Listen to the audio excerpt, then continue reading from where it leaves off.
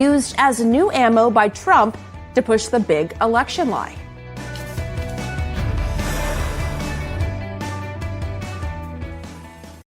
Hiring new employees takes a lot of patience. Just finding the right candidates is time-consuming, and quickly filling open positions is an important factor in keeping your business moving. Indeed is the only job site that can move as fast as you do. Indeed.com is the hiring site that helps you find quality candidates with Indeed Instant Match. Indeed searches through the millions of resumes in their database to help show you great candidates instantly. Unlike some hiring sites, Indeed gives you full control and payment flexibility, delivering a quality shortlist faster. With Indeed, there are no long-term contracts. You can pause your account at any time, and you only pay for what you need. And Indeed delivers 4 times more hires than all other job sites combined, according to Talent Nest. Want your quality shortlist fast? You need Indeed. Right now, get a free $75 credit to upgrade your job post at Indeed.com/Tapper. That's Indeed.com/Tapper. Offer valid through March 31st. Terms and conditions apply. Turning to our politics lead now, the federal investigation into Rudy Giuliani is growing. A new court document unsealed today reveals prosecutors have seized material from a wider array of individuals than previously disclosed, including emails from 2 former Ukrainian government officials. Let's get right to CNN's Kara Scannell. So, Kara, what kind of information was picked up and from whom? That's right, Pam. So we learned today in a new court filing that had some faulty redactions to it that prosecutors have expanded this investigation, the number of people that they had sought search warrants on. So what we learned from the filing that prosecutors had obtained emails and iCloud account information belonging to 3 Ukrainians. Now, the most prominent of them is Yuri Lutsenko. He was the prosecutor general of Ukraine. He is someone that Giuliani met with numerous times. And the reason why he's interesting is because he had falsely said that the U.S. ambassador to Ukraine, Marie Yovanovitch, had spoken negatively about then President Donald Trump. And he also falsely said that she'd provided him a do not prosecute list, a suggestion that she was somehow corrupt. Now, he's interesting in this because this investigation into Giuliani is very much focusing on his efforts to push for the removal of Marie Yovanovitch. And we also learned that prosecutors had gotten search warrants on the email account of the former head of Ukrainian Fiscal Service, a man named Roman Nazarov, as well as the iPhone and iPad of Ukrainian businessman Alexander Levin.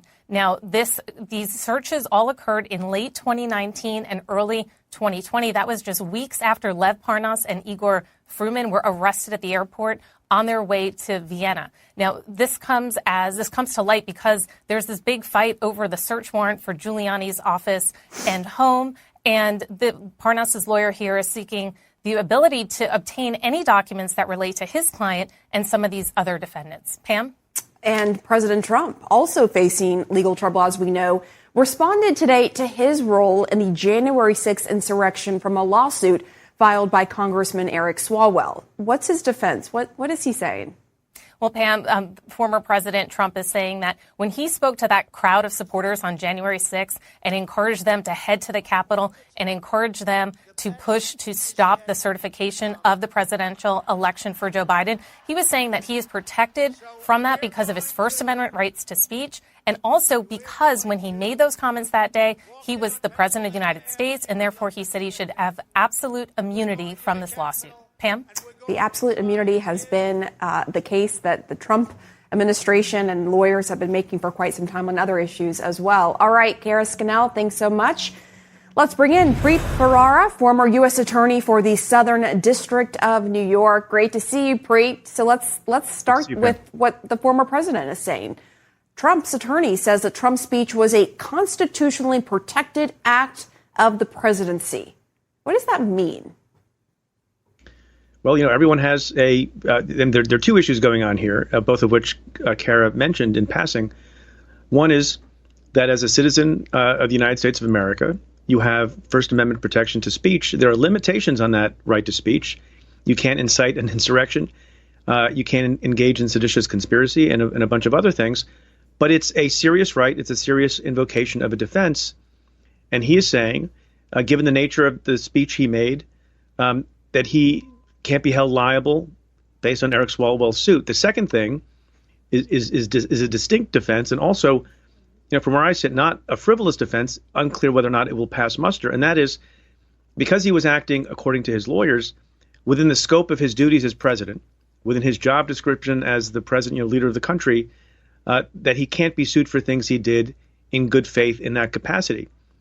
That is a reasonable argument that's made by government officials all the time. It depends on how you view the activity. In a very different context, in a different case, President Trump has made this argument with respect to a defamation claim by E. Jean Carroll.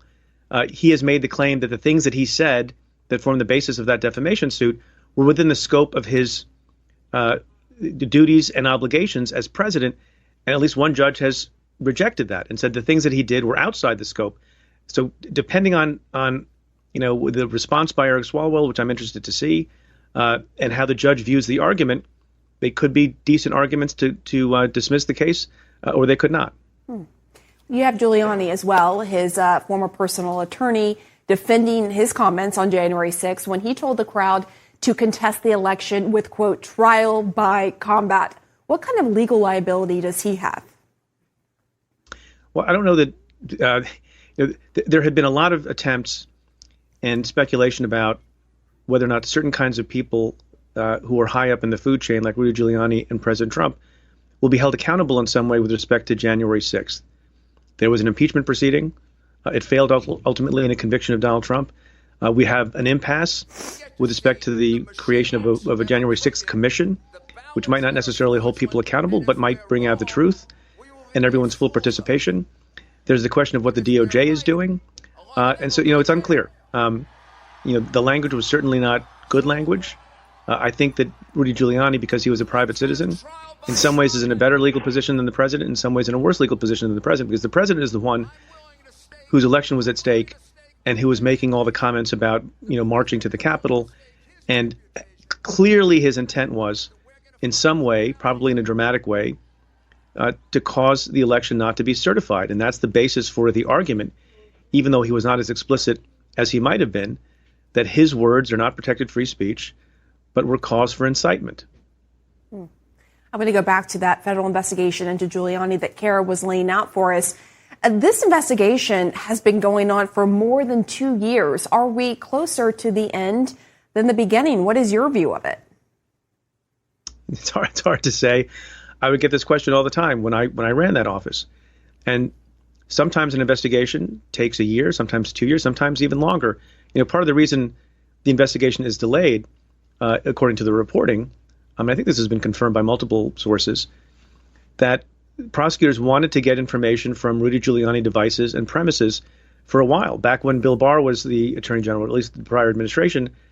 And so a number of months was lost because they couldn't get that information because the request to execute the search warrants was denied, or obtain the search warrants was denied. Other reporting suggests that there are 18 devices that were taken from Rudy Giuliani. And now the current reporting that we're talking about right now shows that there's a broad scope of material that the U.S. Attorney's Office and the FBI have obtained. It takes a long time to go through. Mm-hmm. So I've dodged your question about predicting the end of the timetable, but these things take time. They've only just obtained the Rudy information. There's an issue of attorney-client privilege. There's a special master that will likely be appointed to sift through the things that are privileged versus not privileged. That causes a delay as well.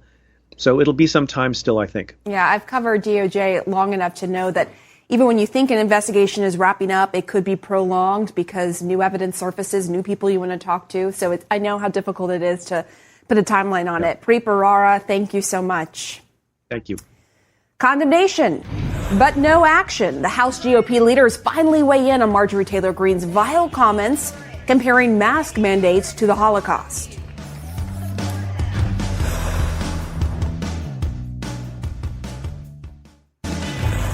Turning to our politics lead, it's about time. House Republican leaders have finally condemned Congresswoman Marjorie Taylor Greene 5 days after she compared mask mandates to the Holocaust. Minority Leader Kevin McCarthy saying in a statement, Marjorie is wrong and her intentional decision to compare the horrors of the Holocaust with wearing masks is appalling. We should note Greene still insists she said nothing wrong, claiming on Twitter today, I never compared it to the Holocaust, only the discrimination against Jews in early Nazi years. Well, that clears it up. McCarthy used the rest of his statement to attack Democrats, alleging without any proof that anti-Semitism is on the rise in the Democratic Party. Let's discuss this. We've got Scott Jennings here, Chris Eliza. Scott, I'm going to kick it off with you. Do you think Republican leaders went far enough in condemning Greene's comments? Well, I certainly think their condemnations were appropriate. You know, they already stripped her of her committees earlier this year for some other inappropriate commentary that she made. So she's already been marginalized within the conference. I think the question that Kevin McCarthy and his leadership team have to ask themselves now is, do you even want to sit in the same room with this person? And by room, I mean the conference room. I think voters in districts should choose their representatives, and I think the people of Georgia should get somebody different, just like the people of Iowa did when they got rid of Steve King the last cycle. But I think Kevin McCarthy, being the leader of the Republicans, could take a stronger stand here by saying, you know what, I know you ran as a Republican, but you are not welcome in this conference, and you're not welcome in these conference meetings. And that way he could say, look, I don't want her here, and Republicans in Georgia, send somebody else that isn't going to espouse these ignorant, flippant, reprehensible, silly, stupid remarks that stain every Republican that has to be near her. And the bottom line, though, Chris, is that this statement didn't come out until 5 days after Greene made the comments about the analogy. I mean, and since then, she has made other analogies comparing these public health measures to the Holocaust 2 more times after that initial statement. Why did it take so long for leadership to come out and at least condemn her? Short answer, I don't know, and it shouldn't have. And another thing that you didn't even mention, Pam, that I do think is worth mentioning is it's not as though Marjorie Taylor Greene has spent the first few months in Congress sort of like, you know, being a backbencher and learning her ways. I mean, they kind of know, leadership, McCarthy, Steve Scalise, Elise Stefanik, they sort of know Elise Stefanik has a track record here. This is not a first time that she said something controversial, offensive, and wrong. That strikes me as reason why they might have acted a little quicker. I'm with Scott. The only thing I'll say is when Scott said they already stripped over committee assignments, the House did. Kevin McCarthy didn't. He had the opportunity to do so. The House broadly voted on it.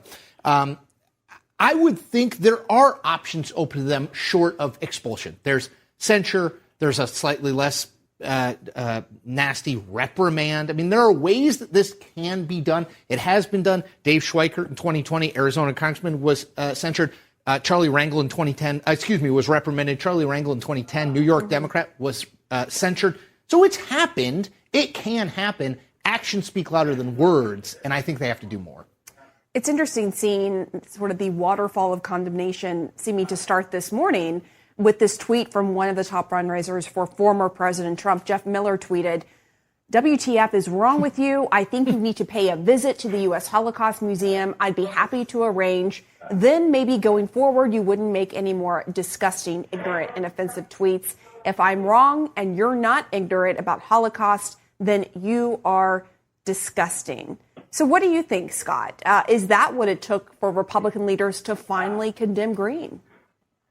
No, I think it was just the realization here that you have people from every corner of American politics who immediately realized this was wrong. This cannot be a viewpoint that's espoused by either major political party. I'm sure you had donors and other activists calling up Kevin McCarthy and the leadership team over the last few days. I'm sure you've had other members of the conference calling up the leadership team saying, listen, I don't want to be associated with this. Your job as leadership team is to take care of this for us when people get out of line. And so I think it was most likely a cascading of calls for condemnation that ultimately got them there. I do think, Chris is right. There are certain things the House can do. To me, just speaking as the Republican analyst here, I don't want any other Republican stained with these remarks. That's why the condemnations are good. But the action here to me is to physically say, we are not going to allow you to be part of our Republican meetings. You're not going to be part of any strategy talks. You're not going to be part of any policy talks.